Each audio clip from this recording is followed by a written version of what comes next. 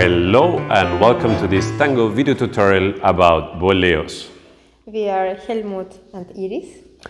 And we will show you some exercises of how to do a beautiful back Boleo. The sequence will be at the end from the walk to have a linear Boleo and to have from the Apertura a back cross and to have a Boleo that is provoked in that way that we showed. One time from the other side. So one more time the linear Boleo, we will have one preparatory step, Boleo, or from the side step we take a back cross, have a little diagonality and have the Boleo here. What do we need to practice first? Projection. So if you're alone, if you're with a partner, take position in front, and I start with the right leg. We want to project back and come to the center. And we want to feel how the projection is an expansion in the whole body, and there's also a little intention towards our partner. Let's take the other leg, and again, projection and come back, projection and come back. Again, the first leg, and projection, come back, projection, come back. Other leg, projection, come back, projection, come back. Now, if you're with a partner, you can take the embrace, and now you will do it symmetrically. So if I do right, Iris will do left, and we do the projection, and we come back. Projection, and come back. And on the other side, projection, and come back. Projection, and come back. Now, I do the same, but I don't move my leg. So I will create this, what I did from my center, how I involved, and it's going through the body of my partner. The next exercise is that we need to practice the strength in our legs. So from the projected position, we want to lift a little bit our leg. 15 centimeters is enough, don't be too ambitious. Change the leg and again project and feel how your knee is on the same and just lift it a little bit. Yes. Very often with lifting, there's the effect that we go in front with the knee. One more time the first side and project, lift the knee, come back and release. You can also combine it with the opening of the hip and you have it. And then you close it again, and also the rib cage. So make it a movement of your whole body, back, come back. Last time, grow, lift, set down, and collect. Very good. Now, let's do a little warm-up for the leg. So we have just, okay. On one side and on the other side.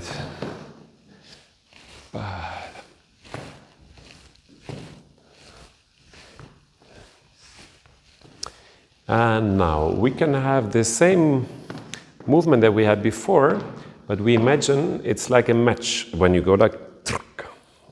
So now it's not controlled, but we have one step, the projection match, and you do a Boleo.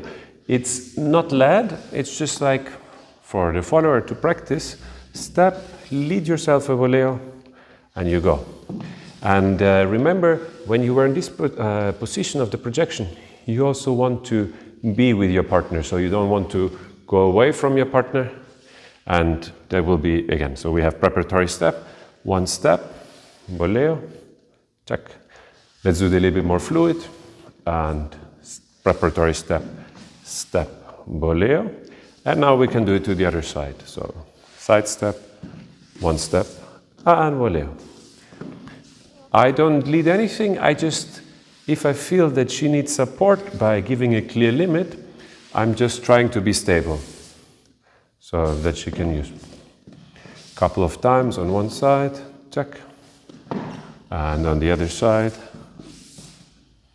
Maybe one time that you can see it like this, and step, check, And other side, step back. One more time. And the other. Okay. If I want to lead it now, how can I lead it? We had before the leading of the projection. If I want more than that, I need to continue the projection in this diagonal way. Before, when I learned to do Boleos, it was always this idea of we have to change the direction. In a modern Boleo, we don't have to do it necessarily. So it's not about like, okay, I want to go back, come into this. No, it's like we stop the movement and we just continue with the projection that is going up in the air. And then we come back to the axis. But if it's direction, change of direction, can be, but doesn't need to be. What I would recommend is to make sure that there is a change in the muscle tonus. So maybe you have a preparation and there is a release coming. Or maybe you do the other, that is, you have the release and then there's an up movement. So with this change in your muscle tone, there's the clarity about that it's not just a normal projection. I prefer to have the growing and the release part, which gives more freedom to the follower of how she wants to do the Boleo. If I want to be more precise, I can also start to involve my center, and maybe then we get again back to this idea that it becomes a change of direction. Still can, but it doesn't have to be. Okay, now we practiced the linear Boleo. If we dance that, I like to dance it in milonga. Can be, I just stop myself and we have that. And I have the preparation, tack, and we go. And maybe we finish with a backward cross. Now for more known sequence, I take the same order of the steps. So it was to the side, back, linear Boleo. And I now take them as to the side, and the back step gets into a backward cross. And then it goes into the Boleo a little bit diagonal. It still stays linear. We will publish also another video to have this with a backward ocho and to have a circular version of it. But today we skip the pivot to make it easier for you, if it's new for you. So we just have the back cross and the projection, and there's the limit, and we come back with a forward ocho. One time from the other side. So before we had to the side, step, release, Boleo. And now we have to the side, back cross, and Boleo here. I can stay very stationary. I could later also go in opposition. If I dance it in close embrace, I don't move myself. So I create it, tack, I wait for her, and I exit maybe with half turn. One more time, backward cross, back, and we go there. One more time from the Apertura. Apertura, backward cross, and tack, Boleo, forward ocho, and half turn. One time from the side, we go a little bit more to the wall, and Apertura, backward cross, Boleo, and forward ocho, half turn. One more time from here, backward cross, Boleo, forward ocho, and we are done. Of course, you could do it also on the other side. It feels very comfortable and a little bit more controlled on that side. On the other side, you do a second backward cross and then have it, or you start to the right side, backward cross, track, very often, on the other side, you get an ocho. So if you have this, then, okay, it gets circular, and this is very often happening at the milonga. In this way, it's a little bit easier to keep it linear, to make clear, okay, I don't want your pelvis to move, I just want your leg. We have different types of boleos. Now we were doing the boleos that come from a projection. So if we do it slowly, here really the knees are open. So we have the full length. If we take them from the backward cross, and it's like aiming for the backward cross on the other side, but then having the projection there. It's a decision, of course, also of the follower, of how much she wants to go for this expansion. If she does it once very high, like I lead her across, back, she goes for the maximum. If another moment it's very light, maybe it's smaller. I can have an effect on that I lead something that is maybe small and light, or that I lead something that is a little bit more with more body.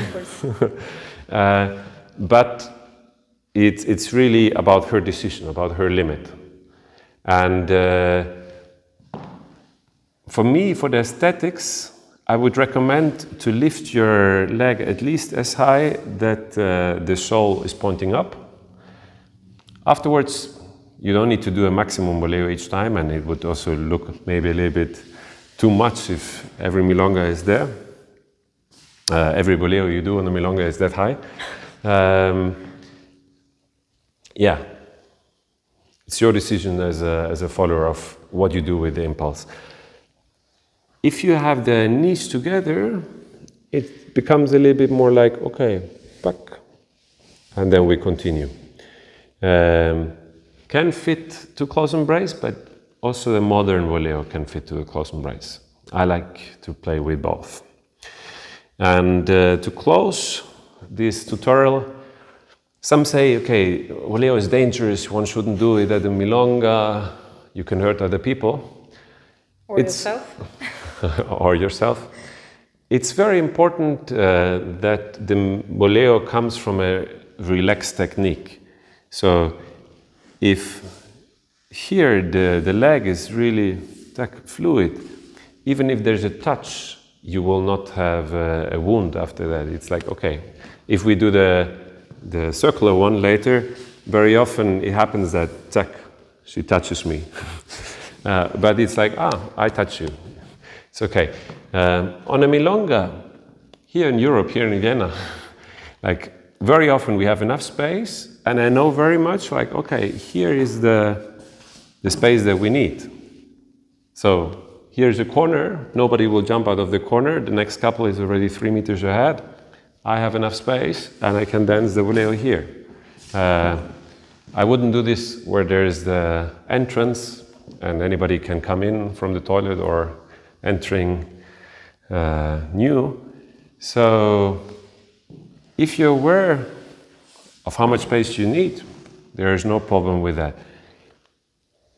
If you dance it more close, it's even more, okay, if we go there for an ocho, or a backward cross, or we go there for a boleo, it's our space. Of course, it's a little bit easier if you're in the outside ronda and you're dancing close to a wall. It's different when you have tables there. It's different when you're in the inside ronda and you have couples to all. This video is about technique. We hope you gave you some inspiration, and use it wisely and have fun.